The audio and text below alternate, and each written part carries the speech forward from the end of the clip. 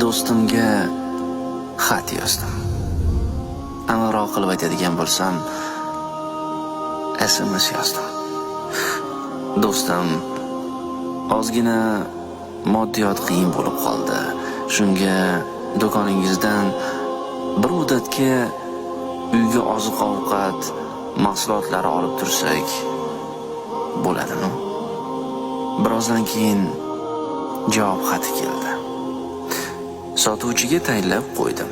Borsangiz ne kerak bo'lsa berib yuboradi. Yo'q bo'lsa boshqa joydan olishingizga ham pul beradi. Ramazonga to'liq mahsulot qilib oling. Bexabar qolibmiz. Uzrimizni qabul eting. Ha do'stlar.